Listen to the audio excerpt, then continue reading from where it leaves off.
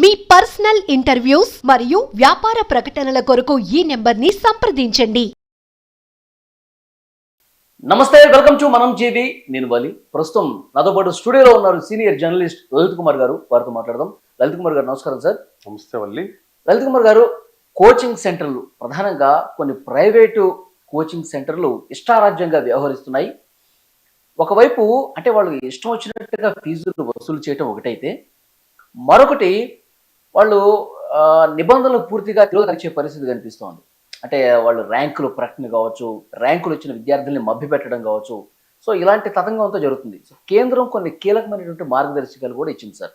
So ఈ వ్యవహారం అంతా ఏ విధంగా జరుగుతుంది? కేంద్రం కలగజేసుకోవాల్సిన పరిస్థితి అసలు ఎందుకు వచ్చింది?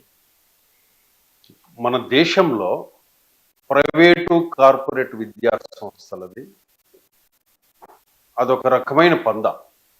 అంటే దీన్ని విద్య అనేది ఎడ్యుకేషన్ సంబంధించి ఇదేదో సేవలాగా కాదు.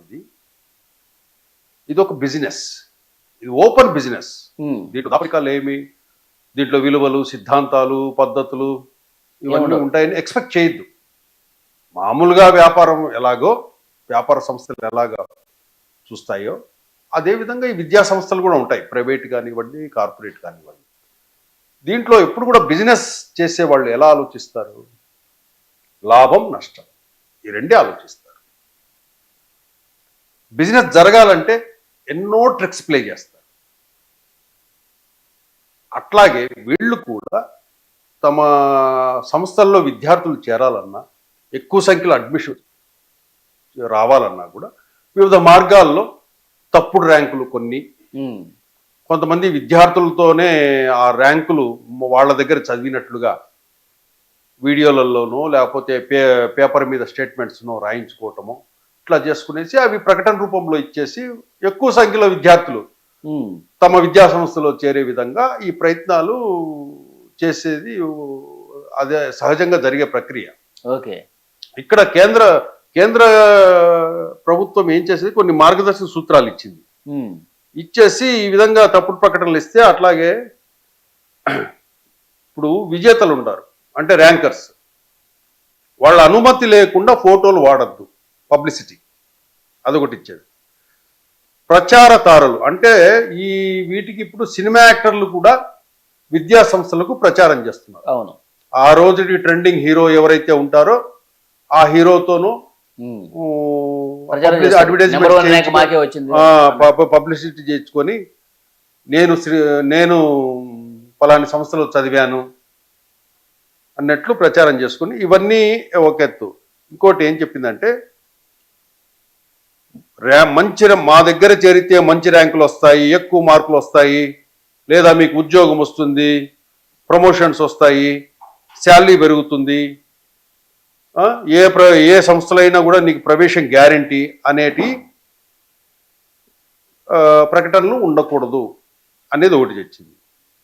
అట్లాగే ఇంకా ఆలస్యమైతే సీట్లు దొరకవు అనే ఇన్సెక్యూరిటీని క్రియేట్ చేయటము తప్పనింది. అలాగే అనుచిత వ్యాపార విధానాలు అనుసరించకూడదు, తప్పుదో పట్టించే ప్రకటనలు ఇవ్వకూడదు. కోచింగ్ సెంటర్లు నిర్వహించే వారందరూ తమ కోచింగ్ సెంటర్లో వచ్చిన ర్యాంకులు, కోర్సు పేరు, దాని కాల వ్యవధికి సంబంధించిన వివరాలు స్పష్టంగా పేర్కొనాలి అనేసి కొన్ని మార్గదర్శక సూత్రాలు ఇచ్చింది. అట్లాగే కోచింగ్ సెంటర్లు నిర్వహించేవారు పోటీ పరీక్షల్లో విజయం సాధించిన అభ్యర్థుల పేర్లు, ఫోటోలు, వివరాలు, వీడియోలను వారి వ్రాతపూర్వక సమ్మతి లేకుండా ఉపయోగించకూడదు. అభ్యర్థి ఏదైనా కోర్సు లేదా ఉద్యోగానికి ఎంపికైన తర్వాతే వారి నుంచి సమ్మతి తీసుకోవాలి. ఓకే. ఎంపికైన తర్వాతే అంటే సెలెక్ట్ అయిన తర్వాతే నువ్వు వాళ్ళ దగ్గర సమ్మతి తీసుకొని వాళ్ళ ఫొటోస్ కానీ వీటిగా ఏమన్నా ప్రచారానికి వాడుకోవచ్చు అని చెప్పింది. లేకపోతే వీళ్లకు అవి ఒకవేళ తప్పుడు ర్యాంకులు అనుకోండి, తప్పుడు ర్యాంకులు ఒకవేళ ప్రకటించినట్లయితే ఏదైనా విద్యా సంస్థలు వాళ్ళకు 50 లక్షల నుంచి ₹1 కోటి వరకు జరిమానా విధించే ఇది పనిష్మెంట్ అనేది కేంద్ర ప్రభుత్వం చెప్పింది. ఓకే. ఈ విద్యా సంస్థలకు 50 లక్షలు ₹1 కోటి కొట్టడం పెద్ద విషయమే కాదు. కేంద్ర ప్రభుత్వం అది సరే, ఆ శిక్ష, ఆ పనిష్మెంట్ సరైంది కాదు. ఇంకా కఠినమైన శిక్షలు పెట్టాల్సిన ఆవశ్యకత ఎంతైనా ఉంది. ఇంకొకటి సార్, కోచింగ్ సెంటర్లు ఇప్పుడు విద్యార్థులు కావచ్చు, వారి తల్లిదండ్రులు కావచ్చు, సో మీరు ఎక్కడైనా చదివినా కానీ మీకు మంచి ర్యాంక్ వచ్చింది కాబట్టి మీకు ఇంత డబ్బులు ఇస్తాము, మా దగ్గరే చదివినట్టుగా మేము ప్రచారం చేసుకుంటాం అని చెప్పి వాళ్ళతో మాట్లాడుకొని వాళ్ళు ఇచ్చే డబ్బుకి, ఇప్పుడు వాళ్ళు కొంతమంది పేద తల్లిదండ్రులు ఉంటారు, విద్యార్థులు ఉంటారు, కొంత డబ్బు కనిపించేసరికి సరే అని చెప్పి అనే అవకాశం కూడా ఉంది. సో అలాంటి పరిస్థితుల్లో ఏంటి, ఎట్లా సమ్మతం తీసుకునే వాళ్ళు, అది తప్పైనా సరే సమ్మతం తీసుకునే ప్రచారం చేసుకుంటారు కదా. ఇక్కడ ఎట్లాగా ఉండదంటే ఫస్ట్ ఇది వివిధ పద్ధతుల్లో ఉంటుందన్నమాట. ఓకే. ఇప్పుడు సపోజ్ ఒక విద్యా సంస్థలో స్కూల్ స్థాయి నుంచి ఏం చేస్తారంటే 10th క్లాస్ వరకు వీళ్ళని ఏం చేస్తారంటే టాపర్స్గా ఎవరైతే ఉంటారో ఆ పిల్లల్ని స్కూల్స్ నుంచి డేటా కలెక్ట్ చేస్తారు. వాళ్లకు ఈ కార్పొరేట్ సంస్థలు ఏం చేస్తాయంటే టెస్టులు కూడా కండక్ట్ చేస్తాయి. 2, 3, 4 టెస్టులు కండక్ట్ చేస్తాయి. కఠినంగా ఉన్న ప్రశ్నాపత్రాలు ఇచ్చి వాళ్ళన్నిట్లోనూ సక్సెస్ అవుతూ వస్తారు ఆ స్టూడెంట్స్. అప్పుడు వీళ్ళు భవిష్యత్ ర్యాంకర్లు వీళ్ళే అని వీళ్ళకి తెలిసిపోతుంది. వీడిని జస్ట్ ట్రైనింగ్ ఇచ్చేసి మనం వదిలితే సింగిల్ డబుల్ డిజిట్లు ర్యాంకులు కొట్టచ్చు అనే ఉద్దేశంతో ఒక స్టూడెంట్కి ఏం చేస్తారంటే ₹1 కోటి నుంచి 50 లక్షల వరకు పేరెంట్స్కి విద్యాసంస్థలు ఆఫర్ చేస్తాయి ఎదురు. ఇదే ఈ మన హైదరాబాద్ కానీ, విజయవాడ కానీ, విశాఖపట్నం కానీ, తిరుపతి కానీ ఎక్కడున్నా కూడా. ఇంకో విషయం, కొన్ని విద్యా సంస్థలు దేశంలో వాళ్ళు ఎక్కడైతే ఉన్నా కూడా దేశవ్యాప్తంగా కూడా వీళ్లకు సంస్థల పెట్టుబడి ఎలా ఉంటుందంటే టాపర్స్ మీద 100 కోట్ల నుంచి 500 కోట్ల రూపాయలైనా పెట్టుబడి పెడతారు. టాపర్స్ కోసమే 100 నుంచి 500 కోట్ల రూపాయలైనా పెట్టుబడి పెడతారు. అంటే ఆ స్టూడెంట్ యొక్క పర్ఫార్మెన్స్ని బట్టి రేట్ పెరుగుతారు. కోటి అంటాడు, ₹1 కోటి ఇస్తామని పేరెంట్ దగ్గరికి వెళ్తారు. పేరెంట్ కూడా తీసుకుంటాడు. ₹1 కోటి ఇస్తారు, అబ్బాయికి ఫ్రీ కోచింగ్ ఇస్తారు, వాళ్ళ పిల్లలు ఎవరన్నా ఉన్నా కూడా వాళ్ళకి ఫ్రీ కోచింగ్, ఎవ్రీథింగ్ ఇస్తారు, ప్రొవైడ్ చేస్తారు వాళ్ళకి. కోటి వాళ్ళు కోటి ఇస్తా అంటూనే పక్కనే కాంపిటేటర్ ఉంటాడు కదా, ఉంటాడుగా, ₹1.5 కోటి అంటాడు. ₹1.5 కోటి అంటానే పేరెంట్ ఆగుతాడు. కోటి దగ్గర వాళ్ళకి చేర్పించాడు. ఇంకా ₹1.5 కోటి ఆఫర్ వచ్చిందంటే 2 కోట్లు అంటారు వీళ్ళు. అట్లా 2 కోట్లు ఇచ్చేసి ఎవరికి అవసరమైతే ఆ స్టూడెంట్ తీసుకెళ్ళిపోతారు. ఓకే. అంటే పేరెంటే తన బిడ్డని వేలంపాట జరిపి కాలేజీలకు అమ్మేస్తాడు పేరెంట్. ఇక్కడ మనం విద్యా సంస్థలనే తప్పు పడతాం కానీ పేరెంట్ది కూడా, పేరెంట్స్ ఏమి సామాన్యులు కాదు. ఇక్కడ వీళ్ళు కూడా వాళ్ళను వ్యాపార రీత్యానే వాళ్ళ పిల్లల్ని వేలంపాట్లో పాడేసి ఆ డబ్బుకి ఇచ్చేస్తారు. ఈ టాపర్స్ అందరినీ దేశవ్యాప్తంగా 100 మంది నా దగ్గర, 100 మంది వాళ్ళ దగ్గర, 100 మంది వాళ్ళ దగ్గర, వీళ్ళ ఇన్వెస్ట్మెంట్ పెట్టుబడి 100 నుంచి 500 కోట్ల రూపాయలు. ఇప్పుడు ఒక రేంజ్లో ఉన్నాడు అనుకోండి 50 లక్షలు, ఇంకో రేంజ్లో ఉన్నాడు 70 లక్షలు, ఒక రేంజ్లో ఉన్నాడు అనుకోండి కోటి, ఇంకో రేంజ్లో మంచి టాపర్గా ఉన్నాడు 2 కోట్లు ఇచ్చేస్తారు. ఇచ్చేసి తీసేసుకున్న తర్వాత వాళ్ళకి ట్రైనింగ్ ఇచ్చేస్తారు. తర్వాత ర్యాంక్స్ అన్ని వచ్చేస్తాయి. ఓకే. ర్యాంక్స్ వచ్చిన తర్వాత మళ్ళీ అదొక స్కామ్. అంటే పేపర్ అంతా నిండుగా కనపడాలి కదా. అవును. టీవీలలో అంతా గుంపులుగా కనపడాలి ర్యాంకర్స్ అంతా. అప్పుడు ఏం చేస్తారంటే ప్రధానంగా వీళ్ళకి వచ్చే ర్యాంకులు 1, 2, 3 ఫస్ట్ చూసుకుంటారు. తర్వాత డబుల్ డిజిట్స్ లోకి వస్తారు. అప్పుడు ఏం చేస్తారంటే ఈ వచ్చిన ర్యాంకర్లని ఈ దీంట్లో కేటగిరీ వైజ్ ర్యాంక్స్ ఉంటారు. ఎస్సీ, ఎస్టీ, బీసీ, ఓబీసీ కింద ఇట్లా ర్యాంక్స్ ఉంటాయి జనరల్ అని. వీటిల్లో ఎస్సీ, ఎస్టీలను తీసేసుకుంటారు. ఆ కేటగిరీ ర్యాంకులు 11, 12, 13, 15, 16 అని పెద్ద పెద్దగా వేస్తారు. ఇవే ర్యాంకులను జస్ట్ ఫోటోలు అవే ఉంటాయి, పేర్లు మారుస్తారు మళ్ళీ. ఆ ఫోటోలో ఫస్ట్ ఒక పేజీలో ఉన్న పిల్లలే మళ్ళీ సెకండ్ పేజీలో వాళ్ళనే తిప్పి పేర్లు మార్చుంటారు ఫోటోలు. మీకు పేపర్ నిండా 100 మంది ఉన్నారనుకో, 100 మంది ఎవరు చూడవు, నువ్వు ఫస్ట్ ఎవరికి ఇన్ని ర్యాంకులు ఇన్ని సీట్లు అని చూస్తావు అంతే. అవును. ఇదొక మాయాజాలం. అంటే ఇప్పుడు ఈ కేంద్ర ప్రభుత్వం ఇచ్చిన పనిష్మెంట్ ఏదైతే ఉందో 50 లక్షలు ₹1,00,00,000 అనేది కూడా అది వాళ్ళకు వెరీ నెగ్లిజిబుల్ అమౌంట్. ముందుగానే కట్టేస్తారు కావాలంటే అడ్వాన్స్. మేము ఈ తప్పులు చేస్తాం కాబట్టి మాకు ₹1,00,00,000 ఫైన్ వేస్తావు కదా, మేము ఎట్లాగో చేసేది తప్పులే కాబట్టి అది అడ్వాన్స్ గా ఉంచుకొని కూడా ఇచ్చేస్తారు గవర్నమెంట్ కి. ఇది వీళ్ళు చేసేది ఏంటంటే రాజద్రోహంతో సమానం. అంటే తప్పుడు ర్యాంకులతో దేశంలో ఉండే తల్లిదండ్రులని, విద్యార్థులని, టీచర్లని మీరు మోసం చేస్తున్నట్లే. ఓకే, తప్పుడు ర్యాంకుల ప్రకటనలతో అంతేనా, దేశ ద్రోహం కింద లెక్క వస్తుంది. సార్ ఇప్పుడు తప్పుడు ప్రకటనలు అని చెప్పి వింటున్నాం మనం. మీడియా సంస్థలు కూడా ఇప్పుడు 100 మంది టాపర్స్ ఉన్నారనుకోండి, 100 మంది టాపర్స్ వాళ్ళ పేర్లతో సహా, ఫోటోలతో సహా, హాల్ టికెట్ నెంబర్తో సహా ఇస్తారు. కానీ అది సరిగ్గా ఉందా లేదా, ఈ హాల్ టికెట్ నెంబర్కి ఈ పేరే వస్తుందా, ఈ పర్సన్ పేరుతో ఈ ర్యాంకే వచ్చిందా, ఇది క్రాస్ చెక్ చేయాల్సినటువంటి పరిస్థితి ఉందా ప్రస్తుతం? మీడియా సంస్థలు ఆ బాధ్యత తీసుకుంటున్నాయా? ఈ పాపంలో ఈ దీంట్లో మీడియాది కూడా పాత్ర ఉంది. ఒక 15-20 సంవత్సరాల క్రితం ఒక ర్యాంకరు ఫోటో కానీ ఏదైనా పేపర్లో వేయాలంటే ఒక ప్రకటన ఇస్తే చెక్ చేసేవాళ్ళు. స్టూడెంట్ హాల్ టికెట్ నంబరు, స్టూడెంట్ని కూడా చూసేవాళ్ళు, స్టూడెంట్తో మాట్లాడేవాళ్ళు, అప్పుడు ప్రకటన వేసేవాళ్ళు. రాను రాను రాను ఎప్పుడైతే విద్యా సంస్థలు ఆర్థికంగా ఇదయ్యాయో డబ్బులు వెదజల్లడం మొదలుపెట్టాయి. అప్పుడు ప్రముఖ దినపత్రికలు సైతం, ప్రముఖ టీవీ ఛానళ్లు సైతం, ఒకటని కాదు దేశవ్యాప్తంగా వాళ్ళు ఏది ఇస్తే అదే ప్రకటన విద్యా సంస్థలు వేసేస్తాయి. ₹1,00,00,000, ₹2,00,00,000, ₹3,00,00,000, ₹5,00,00,000 యాడ్. దీంట్లో మాకు డబ్బు వస్తే చాలు,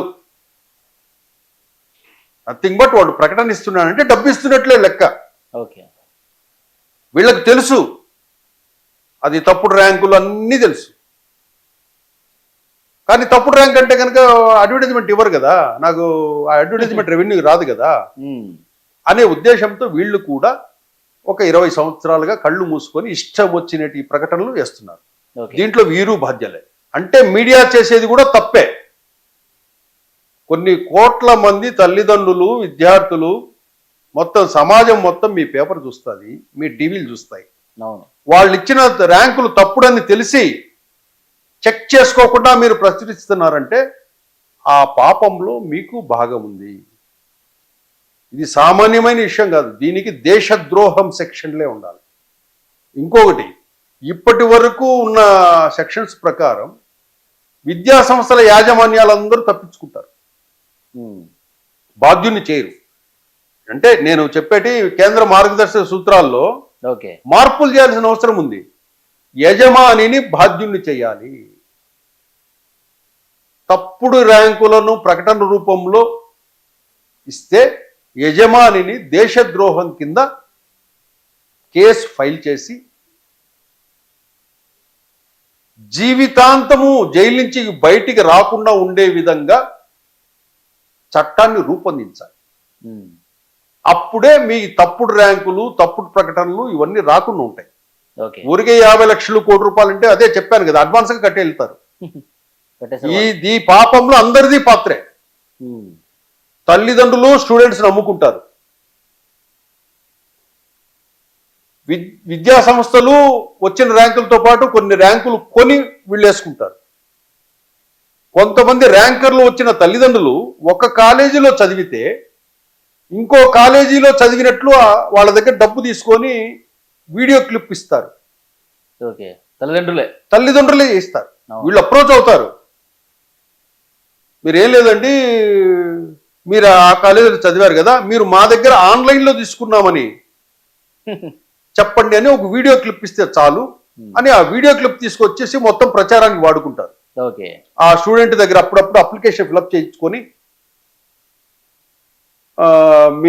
మీ దాంట్లో ఆన్లైన్ నేను జాయిన్ అవుతున్నాను అన్నట్లు రాసి సిగ్నేచర్ చేసేసి అదొకటి మా దగ్గర ఆన్లైన్ స్టూడెంట్ అని వీళ్ళ దగ్గర డాక్యుమెంట్ పెట్టుకొని డేట్ కూడా 6 నెలలు సంవత్సరం ముందు వేసేసుకొని ఏమి ఒక వీడియో క్లిప్ ఇచ్చి ఓకే. మనం తీరా చూస్తే టీవీలలో ఆ కాలేజీలో చదివినట్లు ఆ అమ్మాయి చెప్తుంది, ఈ కాలేజీలో చదివినట్లు ఈ అమ్మాయి మళ్ళీ టీవీలో కనపడుతుంటుంది.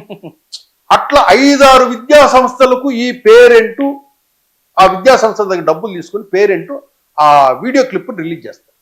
ఓకే. అంటే చూడండి, పేరెంట్ మోసగాడే, పేరెంట్ కూడా ర్యాంకర్ల పేరెంట్స్ కూడా మోసం చేస్తున్నారు. విద్యా సంస్థలదే కాదు, పేరెంట్ కూడా అమ్ముకుంటున్నారు. అట్లాగే మీడియా కూడా ఏం చేస్తుంది, చూసినట్టు సైలెంట్గా ఉంటుంది. అవి తప్పుడు ర్యాంకులు అని తెలుసు, మీడియా వాళ్ళకి రాసి ఆడ యాడ్ వేసే వాళ్ళకి తెలుసు, ఆ మీడియా జర్నలిస్టులకు కూడా తెలుసు. వాళ్ళు పెట్టిన ప్రెస్ మీట్ లో ఇవన్నీ దొంగ ర్యాంకులు, ఈ ఫేక్ ర్యాంకులు, ఈ కొనుక్కున్న ర్యాంకులు అని తెలుసు వాళ్ళకి. యజమానే డబ్బులు తీసుకునేటప్పుడు అడ్వర్టైజ్మెంట్ వేస్తానని పెయిడ్ ప్రమోషన్ అయిపోయింది. ఆ జర్నలిస్ట్ ఏం చేస్తాడు, ఆ ఛానల్ యజమాని, ఆ పత్రిక యజమానే తప్పుడు ర్యాంకులకు సంబంధించిన ప్రకటన, ఫుల్ పేజీ ప్రకటనలు తీసుకునేటప్పుడు జర్నలిస్టు ఏం చేయలేడు. జర్నలిస్ట్ ఒక ఉద్యోగి, కళ్ళ ముందు తప్పని తెలుసు, తెలిసినా కానీ అక్కడ జరుగుతుంది చెప్తాడు, ఏం చేయలేడు. అవును. కాబట్టి ఒక విద్యా సంస్థలదే తప్పు కాదు. ఒకవేళ సెక్షన్స్ పెడితే, ఇలాంటి ఎంకరేజ్ చేస్తే, విద్యా సంస్థలకు ఏదైతే కఠినమైన శిక్షలు, యావజ్జీవ శిక్షలు పడే విధంగా చట్టాన్ని రూపొందించాలి.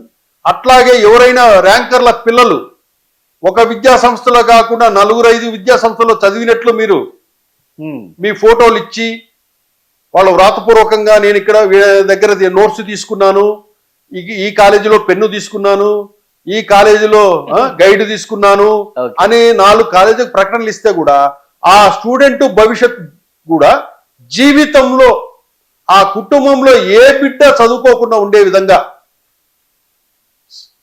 శిక్ష ఉండే విధంగా చేయాలి. అట్లాగే ఆ పేరెంట్ ఎవరైతే ఉన్నారో అతనికి శిక్ష పడాలి. అలాగే ఎవరైతే తప్పుడు ర్యాంకుల ప్రకటనలను తీసుకొని వేస్తున్న మీడియా సంస్థలు ఉన్నాయో ఆ మీడియా సంస్థ యజమానిని గాని ఎడిటర్ను గాని బాధ్యుల్ని చేస్తూ వాళ్లకు శిక్ష పడే విధంగా మార్గదర్శక సూత్రాలలో పెట్టాలి. అంటే ఒక కాలేజీ కాదు, కాలేజీ యాజమాన్యాన్ని అటాచ్ చేయాలి, ప్లస్ ర్యాంకులను అమ్ముకునే పిల్లల్ని బాధ్యుల్ని చేయాలి, వాళ్ళ ర్యాంకులు అమ్మే పేరెంట్ను శిక్ష పడేలా చేయాలి. ఆ తప్పుడు ర్యాంకులను ప్రచురించే దినపత్రికలు కానీ టీవీ ఛానళ్లను కానీ వాళ్ళకు కూడా శిక్షలు పడే విధంగా మనం మార్గదర్శక సూత్రాల్లో అందరినీ బాధ్యులు చేస్తే అప్పుడు తప్పుడు ర్యాంకులు రాకుండా కొంత స్ట్రిక్ట్ ప్రకటించకుండా బాగుంటుంది. అందరికీ భయం ఉంటుంది. ఓకే. ఒకవేళ వీళ్ళు ఇచ్చినా వాళ్ళు తీసుకోరు, వాళ్ళు ఇచ్చినా వీళ్ళు తీసుకోరు. సెక్షన్స్ కఠినంగా ఉంటే సార్ భయపడతారు. కఠినమైన శిక్షణ ఉండాలి, ఉంటేనే ఇది కంట్రోల్ అవుతుంది. లేకపోతే 50 లక్షలు, కోటి రూపాయలు అంటే కనుక వాళ్ళకు నిమిషం లోపల ఆన్లైన్ లో ట్రాన్స్ఫర్ చేసేస్తారు. సెక్షన్స్ అంటే ఇట్లా వ్యక్తిగతంగా వాళ్ళ మీద సెక్షన్లు పెట్టి జైల్లో పెట్టి ఇలాంటివి చేయడంతో పాటు ఆ విద్యా సంస్థలో లైసెన్సులు కూడా రద్దు చేయాలి. అది కూడా వచ్చే విద్యా సంస్థల నుంచి నడవకూడదు అని చెప్పి ఆర్డర్ వాళ్ళు. అది కూడా కఠినమైన శిక్షలు ఎలా ఉన్నాయంటే, యజమానికి యావజ్జీవ శిక్ష, పేరెంట్కు స్టూడెంట్ను శిక్ష పడాలి. ఎవరైతే పత్రిక యాజమాన్యం, టీవీ ఛానల్ యాజమాన్యాలు ఎవరైతే తప్పుడు ర్యాంకుల ప్రకటనలు వేస్తున్నాయో వాళ్ళని కూడా ఆ విధంగానే శిక్ష వేసేయాలి. యజమానికే వేయాలి, ఉద్యోగులకు కాదు వేయాల్సింది మనం, యజమానికి. అలాగే ఏదైతే విద్యా సంస్థలు ఈ విధంగా తప్పుడు ర్యాంకులు చేసిందో కంప్లీట్ ఆ విద్యా సంస్థల్లో చదివే వాళ్ళకందరికి కూడా ఆ విద్యా సంస్థల గుర్తింపులు అన్నిటినీ దేశవ్యాప్తంగా స్టేట్ బోర్డులో కానివ్వండి, సెంట్రల్ బోర్డులో కానివ్వండి, వాళ్ళకి ఇచ్చిన రికగ్నేషన్స్ ఇమ్మీడియట్ గా క్యాన్సిల్ చేసే విధంగా చర్యలు తీసుకోకపోతే మనం ఈ ప్రయత్నాలు, ఈ మార్గదర్శక సూత్రాలు ఇవన్నీ దానికి విలువ ఉండదు. రాసుకోవడానికి, ఊరికే చూసుకోవడానికి ఉపయోగపడుతుంది తప్పితే ఎటువంటి లాభము ఉండదు. అవును. కానీ సార్, చదువుకునే విద్యార్థులు ఇప్పుడు ఈ తల్లిదండ్రుల అత్యాశ వల్ల విద్యార్థి తీవ్రంగా నష్టపోయే అవకాశం ఉంది ఇక్కడ. సో ఆయనకు మనసులో ఉంటుంది, నేను ఇంకా గొప్పగా చదువుకోవాలి, ఇంకా మంచి ర్యాంకులు సాధించాలి, ఆ తపన ఉంటుంది విద్యార్థికి. కానీ పేరెంట్స్ అక్కడ డబ్బులు వస్తున్నాయి కదా, ఇట్లా మనం జస్ట్ ఒక వీడియో క్లిప్ ఇచ్చేస్తే. నేను ముందుగానే చెప్పాను, విద్యా సంస్థలు కాదు, ఇవి చేసే పనిలో లేవు. ఉమ్, ప్యూర్ బిజినెస్. మన ఇండియాలో ఏదైతే బిజినెస్లు అన్నీ ఉన్నాయో ఆ విధంగా ఇది ఒక బిజినెస్ అంతే. ఓకే. బిజినెస్ చేసేవాడు ఏదైనా ప్లే చేస్తాడు. అడ్మిషన్ రాబట్టుకోవడానికో ఇంకోటో ఆశ చూపే చేస్తాడు. అటువంటి చేయకూడదని ఇచ్చింది. ఇప్పుడు పేరెంట్ ఉన్నాడు. పేరెంట్ ఎట్లా వెళ్తాడు? పేరెంట్ స్టూడెంట్ని ఎట్లా అమ్మేస్తాడు? తప్పే కదా. టాపర్స్ అంతా తప్పే తప్పే. ఉమ్, ర్యాంకర్లు 4 ఇన్స్టిట్యూషన్లు అమ్ముకుంటాడు ఆ పేరెంట్. నేనే చూసా స్వయంగా. ఉమ్, నేనే చూసా. ఒక పేరెంట్కి ఫోన్ చేస్తే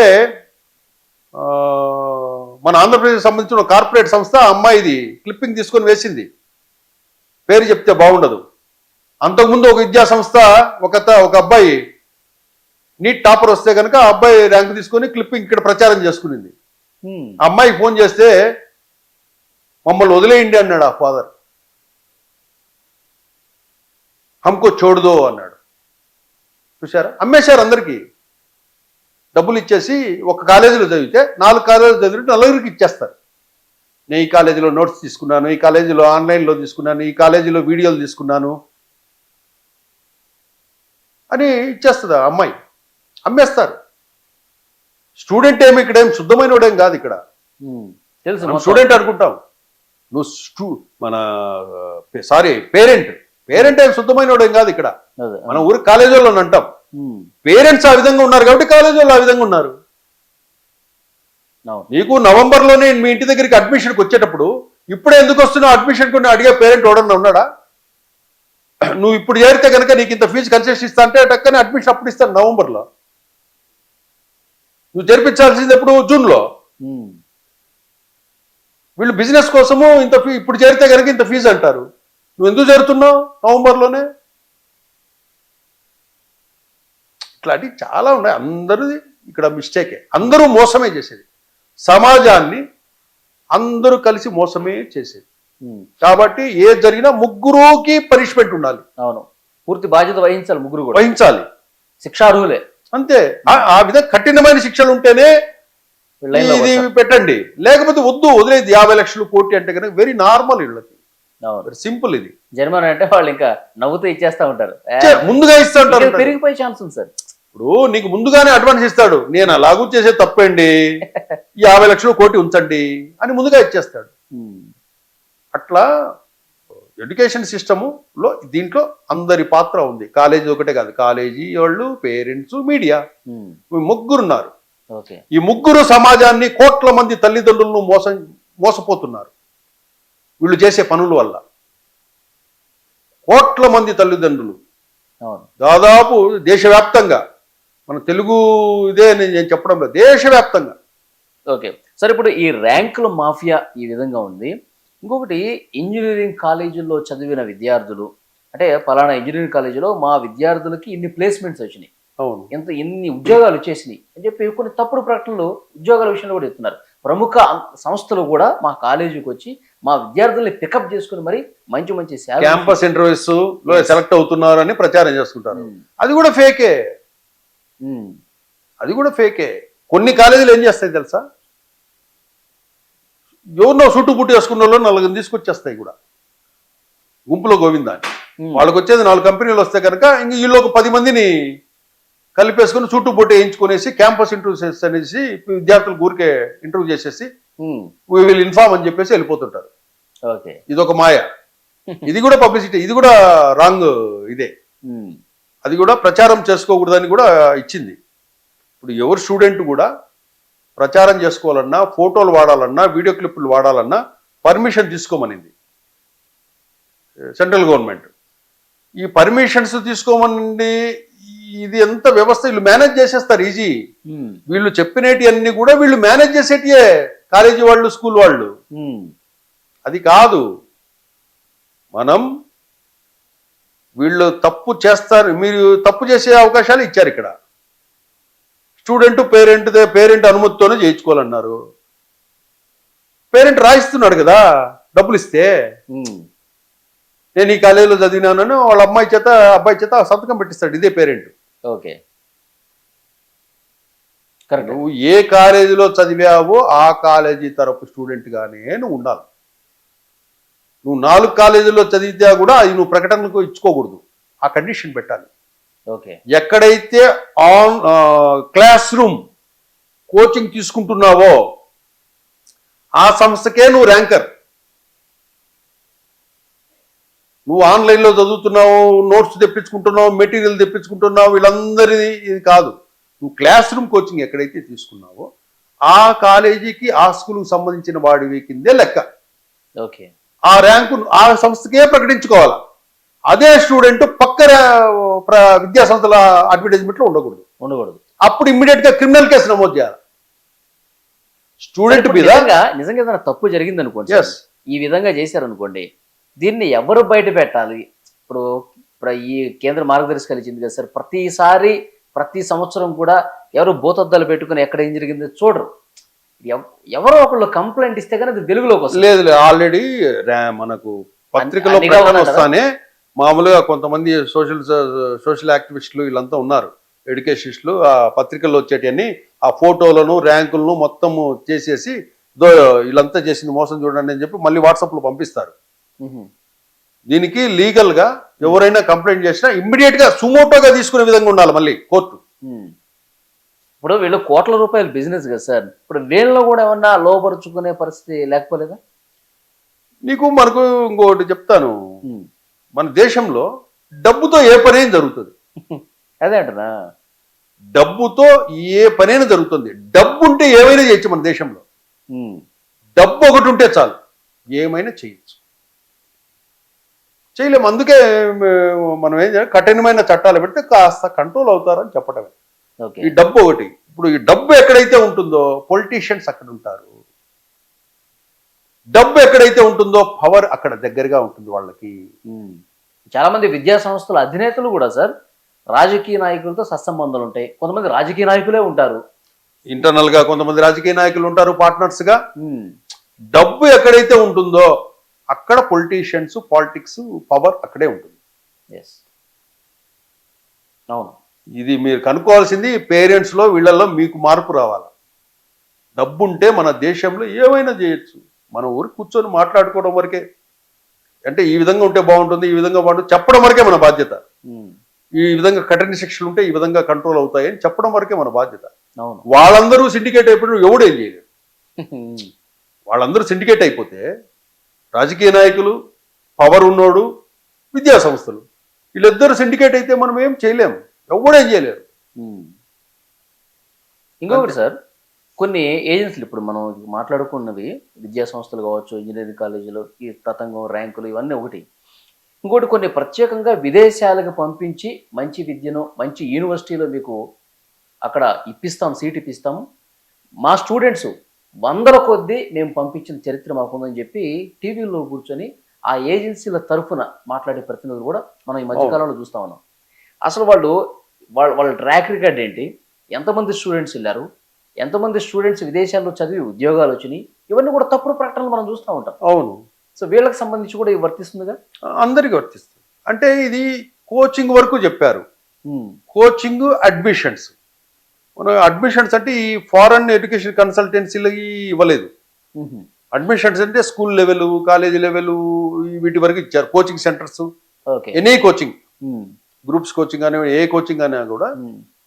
ఏజెన్సీలు ఏంటంటే తల్లిదండ్రులు కొంత మభ్యపెట్టే, ఇవి కన్సల్టెన్సీలు అంటే అది వాళ్ళ దాని మీద నిఘా అవసరం. కాకపోతే పేరెంట్స్ ఎవరైనా కూడా కంప్లైంట్ చేస్తే ఇమ్మీడియట్ గా వాళ్ళ మీద యాక్షన్ తీసుకుంటారు. అది ఉంది. ఇప్పుడు ఎవడైనా నష్టపోయాడు అనుకోండి కన్సల్టెన్సీ ద్వారా, వాడు పోలీస్ కంప్లైంట్ ఇవ్వచ్చు, అప్పుడు యాక్షన్ ఉంది. కాకపోతే ఆ పేరెంట్స్ ఆ కన్సల్టెన్సీ ఏదైతే ఉందో దాని పూర్వపురాలు చెక్ చేసుకున్న తర్వాత దాన్ని అప్పుడు నిర్ణయం తీసుకోవాలి. కానీ కొత్తగా పుట్టుకొచ్చే కన్సల్టెన్సీలు ఉంటాయి, వాటి వల్ల కొంచెం జాగ్రత్తగా ఉండాలి. ఫారెన్ అబద్ధాలు చెప్పడం కావచ్చు, ఇవన్నీ మా వాళ్ళు మీకు అంతే. ఎడ్యుకేషన్ ఇవంటేనే అబద్ధం. నీకు ర్యాంకులు, సీట్లు ఇవన్నీ అంటేనే అబద్ధం. మన దేశంలో సుమారు 80 నుంచి 90% అంతా అబద్ధమే. ఏ బిజినెస్ అయినా తీసుకోండి, అంత అబద్ధాల మీద నడుస్తుంది. నేను నిన్ను మోసం చేస్తుంటే నువ్వు నన్ను మోసం చేస్తాను, నేను వాడిని చేస్తుంటే వాడు నన్ను చేస్తుంటాడు. అంటే ఒకరినొకరిని చేసుకుంటూ వెళ్ళటమే జీవితమే ఒక అబద్ధం అయిపోతుంది. అందరినీ చేసుకుంటూ వెళ్ళటమే. ఓకే. దీంట్లో క్రమశిక్షణ, ఒక పద్ధతులు ఇవన్నీ ఏముండవు. డబ్బు సంపాదన, అందరి లక్ష్యం కూడా డబ్బే కావాలి. ఓకే. విద్యా సంస్థలు కూడా డబ్బే కావాలి. పేరెంట్కి ఏం కావాలి? నా కొడుక్కి సీటే కావాలి. పత్రికల వాళ్ళకి ఏం కావాలి? నాకు యాడే కావాలి. నువ్వేమన్నా ఇచ్చుకో, నాకు యాడ్ కావాలని మీడియా వాళ్ళు అంటారు, నా పిల్లోడు ఎట్లయినా మా వాడికి సీటు కావాలని పేరెంట్ అనుకుంటాడు. మీరు యాడన్నా సావండి, మాకు డబ్బే కావాలని కాలేజీ వాళ్ళు అనుకుంటారు. అంతే. ఎవడి ఆశ వాళ్ళది, ఎవడి ఆశ వాళ్ళది. ఎవడు ఏం చేయలేడు.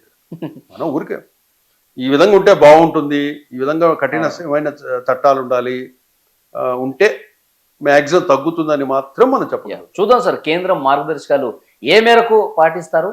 మార్చాలి. మారాలి. అంతా డబ్బు చుట్టూ తిరుగుతున్నటువంటి ప్రస్తుత పరిస్థితుల్లో ఒక బిజినెస్ మయమైపోయింది విద్య.